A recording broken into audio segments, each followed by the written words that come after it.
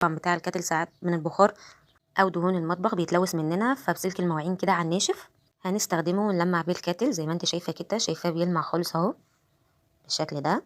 والايدين كمان طبعا دهون المطبخ بتيجي عليه فبتبوظ شكله، فبنبقى عايزين نلمعه كده بيبقى شكله حلو في المطبخ بالشكل ده. شايفاه في حتت اهي كمان عند الغطا لمعتها بالشكل ده، فايدته حلوه قوي. انا بلمع على الناشف، كل الطرق اللي هوريها لك دلوقتي او الفكره اللي هوريها لك دلوقتي كمان كله على الناشف. تمام اهو، شايفاه بيلمع خالص اهو. الفكره التانية معايا الخلاط، ساعات طبعا من دهون المطبخ برضو بتيجي عليه او من ايدينا واحنا بنضرب في الشفشق بتاع الخلاط، بنبقى عايزين نلمعه كده او ننضفه، بيجي طبعا من ايدينا بيتلوث، بنخاف يجي عليه ميه عشان طبعا الكهرباء والكلام ده. فطبعا هنجيب برضو حته سلك على الناشف كده وهنلمعه بالطريقه دي. شايفاه رجع لونه الطبيعي الابيض، حتى من جوه تقدري برضو تلمعيه بالسلك المواعين وما تخافيش خالص، ما فيش اي ضرر منه لانه طبعا مش فيه اي ميه ولا حتى نقطه ميه.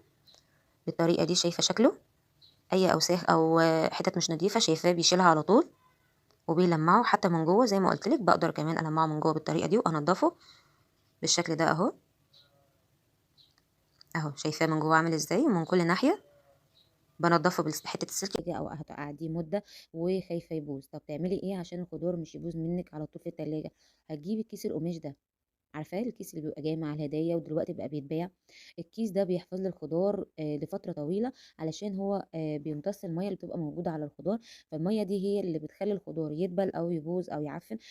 كل الحاجات دي الكيس ده بيمنعها. فلو عندك الكيس ده حطي جواه اي خضار، ممكن كمان تحطيه في الدرج بتاع الخضار، بيمتص اي ميه موجوده في الدرج، وكمان بيحفظ لك الخضار بالشكل ده. يا رب الفكره تكون عجبتك، فكره سهله وبسيطه. لو عندك الكيس ده والخضار عندك بيبوظ يلا نفذيها.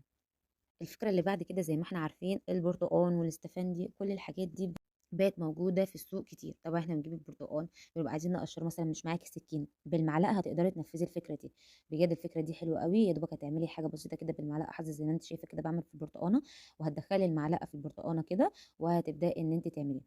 انا حسيت انها مش متصوره قوي او ما جاتش الطريقه وانا بدخلها، حاولت اعملها لك تاني وعملتها لك كمان قلبت المعلقه وعملتها بالناحيه التانية عشان اوريها لك ان هي فكره سهله بتتعمل باي بوز، سواء بالمعلقه معدوله او الناحيه التانية.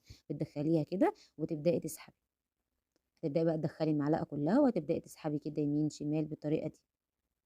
اهو شايفه فكره سهله جدا وهتشيلها لك بطريقه سهله. بصي يا دوبك كده قابلتهم ببعض خلاص وبدات اعملها بايدي واتفتحت معايا بكل سهوله.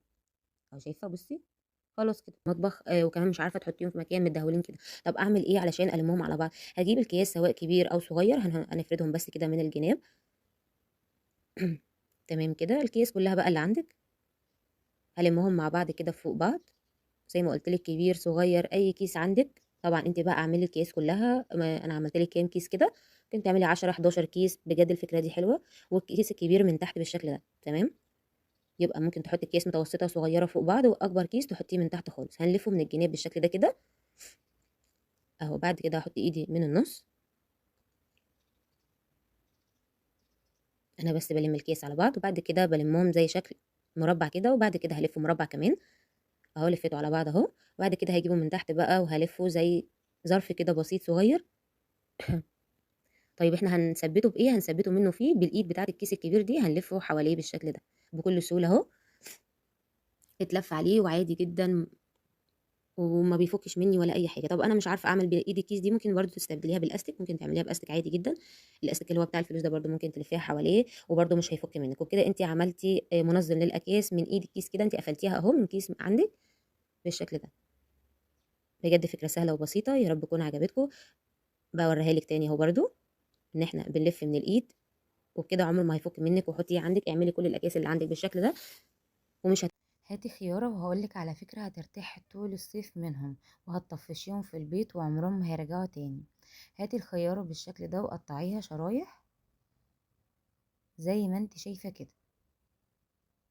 الفكرة دي هتقضيلي عليهم نهائي بفكرة سهلة جدا وكل مكوناتها هتلاقيها في البيت.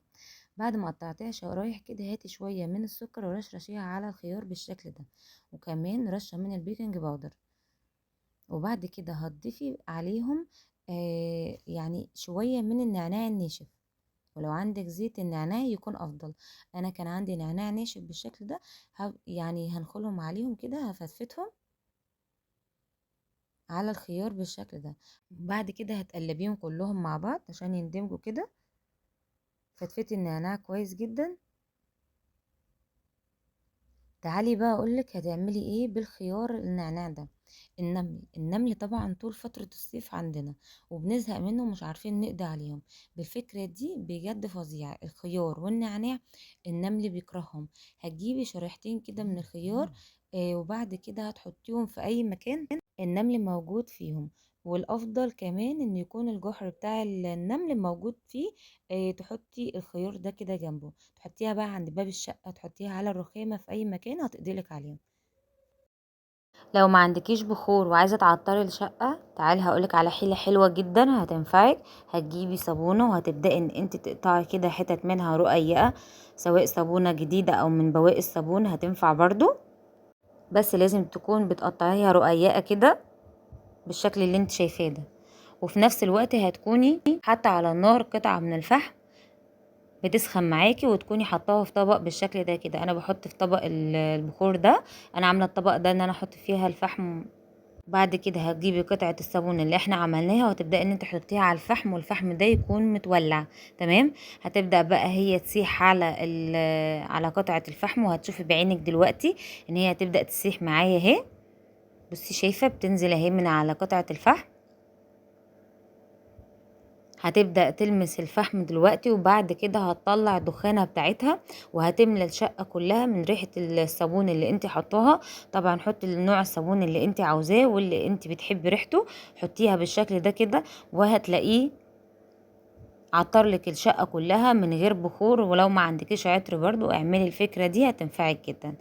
شايفة الصابون بيسيح على قطعة الفحم زي ما انت شايفة اهو، بيطلع الدخانة اهو. شايفه الصابون سايح خالص على الفحم وطلع الدخانه بتاعته اهو. يلا بقى لو عجبتك الفكره اللايك الجميل منك والاشتراك، وصلوا على النبي في الكومنت. حطي ال2 جنيه في الطماطم وبجد هتشوفي النتيجه بعينك دلوقتي. فكره حلوه جدا جربيها. وحطي في الطماطم ال2 جنيه بالشكل ده وهتوفري كتير. يلا بينا نشوف لما نحط ال2 جنيه في الطماطم هيعملوا ايه. بنتي كانت قاعده بتلعب بالفلوس فراحت حطاهم في الطماطم، بشيل الجنيهات لقيتهم المعوا زي ما انتوا شايفين كده. بجد لقيت الطماطم انها كنز في البيت واحنا ما نعرفش. هتجيبي اي حاجه ستانلس او اي حاجه قديمه عندك عايزه تلمعيها، سواء مقص سكين، معالق، كوبايات، صواني ستانلس، صدت عندك وملهاش حل. بجد الطماطم هي الحل. لو الطماطم دي بايظه او باظت عندك هاتيها، بجد من نص طماطمايه هتعملي كميه من الحاجات اللي عندك اللي عايزة تتنضف. انا عملت السكينة والمعلقة والكوباية قدامك علشان اوريكي ان هم ازاي هيدوا لمعة كويسة جدا. ودهنت ده كله بنص طماطمية. لو الطماطم بايظة عندك مش لازم تكون لسه جايباها، ما ترميهاش، هاتيها واعملي بيها الفكرة دي، وبعد كده اغسليهم كويس جدا.